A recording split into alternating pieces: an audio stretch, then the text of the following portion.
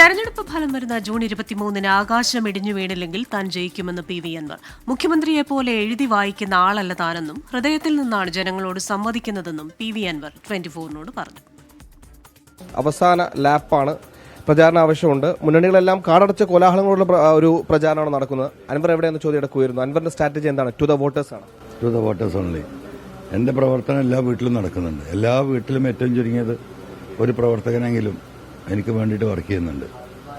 അത് 23-ാം തീയതി അറിയാൻ പറ്റും. കൃത്യമായ എല്ലാ പോക്കറ്റുകളും ചെന്ന് നേരിട്ട് വോട്ട് ചോദിക്കുകയാണ്. മറ്റ് പരസ്യമായ കാടടച്ചുള്ള പ്രചാരണങ്ങളില്ല നിലവിൽ. പരസ്യത്തിന്റെ ആവശ്യമില്ലല്ലോ. ഞാൻ ഈ നാട്ടിൽ ജനിച്ചു വളർന്നു, ഇവരോടൊപ്പം ജീവിച്ച് 9 ചില്ലാൻ വർഷം അവരുടെ MLA ആയി അവരോടൊപ്പം നിന്നതാണ്. ഞാൻ എന്താണ് ഇവിടെ ചെയ്തതും ഞാൻ എന്താണെന്നും അറിയുന്ന സാധാരണക്കാരായ വോട്ടർമാരാണ് ഇവിടെ ഉള്ളത്. നിലപാടിന്റെ ഭാഗമായി രാജിവെച്ചാണ് പി വി അൻവർ. അപ്പോൾ രണ്ടാമത്തെ മത്സരിക്കുമ്പോൾ തന്നെ തുടക്കത്തിൽ നമുക്കൊരു പ്രതീക്ഷ ഉണ്ടാവും ഇത്ര വോട്ട് എന്നുള്ളത്. ഇപ്പോൾ നമ്മൾ ഈ ലാപ്പുകൾ ഓടി ഗ്രാമങ്ങളിലൂടെ പോയി അൻവറിന് പരിചയമുള്ള മണ്ഡലമാണ്, അൻവറിന് ഓരോ വീടുകൾ അറിയുന്ന സ്ഥലമാണ്, അൻവർ നടത്തിയ വികസനങ്ങൾ അൻവർ തന്നെ ബോധ്യപ്പെട്ട സ്ഥലമാണ്. അത് നാട്ടുകാർ കൂടി ബോധ്യപ്പെട്ടു എന്ന് മനസ്സിലാക്കുന്നുണ്ടോ? പ്രതീക്ഷ എത്രത്തോളം, എത്ര ഭൂരിപക്ഷം നമുക്ക് പ്രതീക്ഷിക്കാം ഈ ഘട്ടത്തിൽ? ചുരുങ്ങിയത് 50% തൊട്ട് 60% വരെ പോൾ ചെയ്യപ്പെടുന്ന വോട്ടിന്റെ വോട്ട് എനിക്ക് വരും. 60% വോട്ട് പോളിന് വോട്ട് 50 to 60 മിനിമം.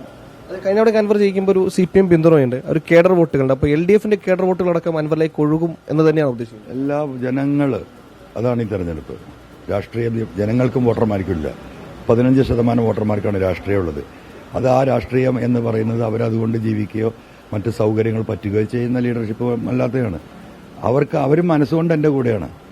ചോദിക്കട്ടെ, ഇപ്പൊ നമ്മൾ പല വിഷയങ്ങളും ഇവിടെ സജീവ ചർച്ചയാണ്. പക്ഷേ നിലമ്പൂരിന്റെ ഒരു കോർ വിഷയം നമ്മളിപ്പം തെരഞ്ഞെടുപ്പുമായി ബന്ധപ്പെട്ട് വന്ന അടക്കം മനസ്സിലാക്കിയത് വന്യമൃഗ ശല്യം തന്നെയാണ്, വന്യമൃഗ സംഘർഷം തന്നെയാണ്. ഈ പാതാറിൽ കഴിഞ്ഞ ദിവസം നായെ പിടിക്കുന്നു, അനന്തുവിനെ മരണമാണ്. പക്ഷേ ഈ വിഷയമൊക്കെ പൊതുമധ്യത്തിൽ ചർച്ചയാക്കാൻ ഇടത് വലത് മുന്നണികൾ താല്പര്യപ്പെടുന്നില്ല എന്ന് തോന്നുന്നുണ്ടോ? കാരണം ആ അനന്തുവിന്റെ മരണവുമായി ബന്ധപ്പെട്ടൊരു വിവാദം വന്നു, അത് അന്ന് വൈകിട്ടോട് തന്നെ കെട്ടാണെങ്കിൽ പിന്നീട് ആ വിഷയത്തിലേക്ക് വന്നിട്ടില്ല. അൻവർ മാത്രമാണ് ആ വിഷയം ഉയർത്തുന്നത്. അതാണ് നിലമ്പൂരിന്റെ കോർ വിഷയം.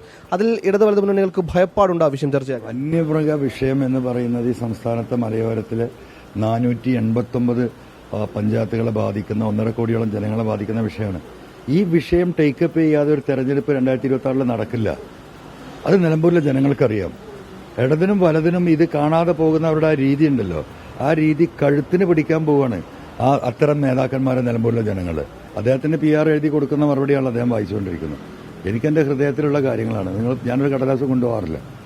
അപ്പോൾ ആരെന്ത് പറഞ്ഞാലും അതിന് എൻ്റെ അടുത്ത് വ്യക്തമായ ന്യായമായ മറുപടിയുണ്ട്. എനിക്കെതിരെ പറയുന്നത് മുഴുവൻ കള്ളപ്രചരണവും മറ്റുള്ളതാണ്. അത് ജനങ്ങൾക്കറിയും. അത് പിണറായി പറഞ്ഞാലും ആര് പറഞ്ഞാലും. ഒരു സ്ഥാനാർത്ഥി എപ്പോഴും വിജയപ്രതീക്ഷയിലായിരിക്കും. പക്ഷെ എല്ലാത്തിനും ഒരു yes or no ഉണ്ടല്ലോ, പോസിറ്റീവും നെഗറ്റീവും ഉണ്ടാവും, വിജയവും പരാജയവും ഉണ്ടാവും. പരാജയപ്പെട്ടാൽ പി വി അൻവർ എന്തായിരിക്കും? അങ്ങനെ ഒരു സംഭവമേ സംഭവിക്കാൻ പോകില്ല. ആകാശം 23-ാം തീയതി ഇടിഞ്ഞു വീഴുവോ എന്ന് ചോദിക്കുന്നതിന് തുല്യമാണത്. എന്തായാലും തികഞ്ഞ വിജയപ്രതീക്ഷയിലാണ് പി വി അൻവർ ഉള്ളത്. വീണ്ടും പി വി അൻവറിന്റെ പ്രചാരണത്തിലേക്ക് പോവുകയാണ്. നിലമ്പൂരിൽ നിന്ന് സുഹൈൽ മുഹമ്മദ്, 24.